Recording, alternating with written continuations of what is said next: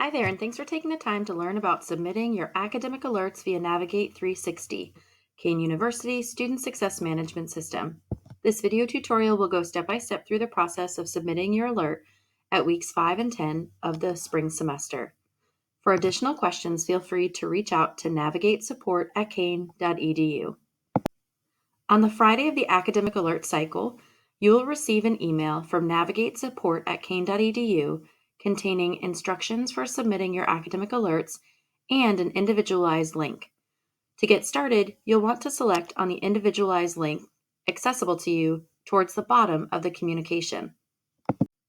Upon selecting your individualized link, a new page will appear. From this page, you will be able to review all of the courses that you're teaching during this term and the associated rosters.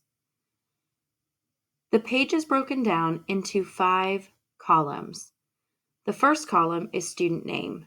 This is where you can review the name of students who are in your assigned courses. For each student, you'll indicate if you're concerned about the student successfully passing your course. If you are concerned about the student successfully passing your course, go ahead and select Yes. Upon doing so, it'll turn that field red. If you are not concerned about the student successfully passing your course, select No.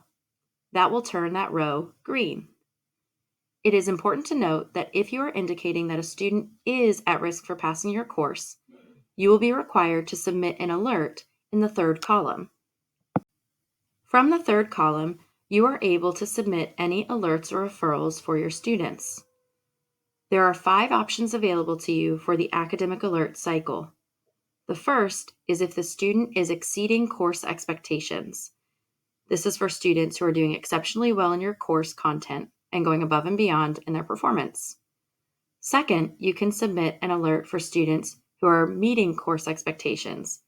This is for students who are satisfactorily progressing in your course.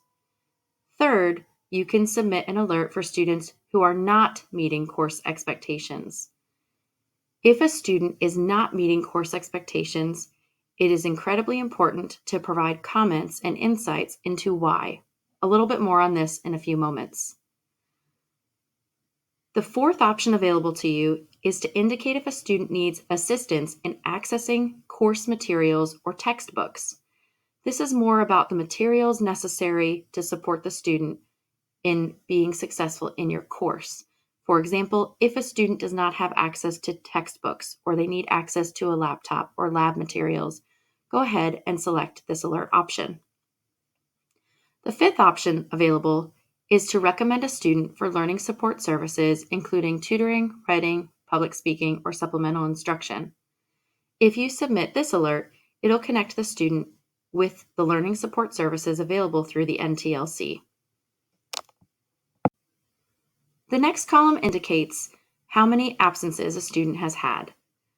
Please note this is not a required field, and you do not have to provide insights into how many absences every student has. However, this is a really helpful data point if you have a student who's not meeting course expectations and is often missing classes. The number of absences will help provide insight for their advisor when they're discussing how the student can get back on track in your particular course. The next column is what is the student's anticipated final grade. Now, at this point in the semester, it might seem a little bit too early to determine what that student's final grade is. However, if at that time that student has a D or is definitely failing, you'll want to indicate that here. This will, again, allow the advisor to have more insights into how we can support the student getting back on track. Finally, you'll want to include comments. Comments are going to be very important in this particular system. You do not have to submit a comment for every single student, just those who need help getting back on track. Be as descriptive as possible in your comment. For example, if you're indicating that a student is not meeting course expectations, let us know how we can help them get back on track. Do they need to submit remaining assignments? Are they not showing up to class regularly? Things like that. That will then inform the conversation that the student's CAPS, Bridge to Success, SUPETA, EOF, Veteran, or Retention and Educational Innovation Advisor will have with them. It is okay to be specific in these comments, and it is important to also note that these comments are not visible to students.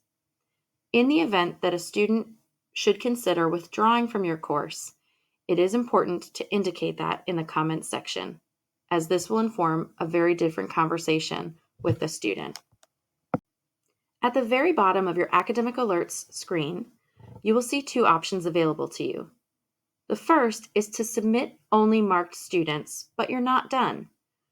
This allows you to submit marked students and go back to your screen to submit alerts at a later date for additional students.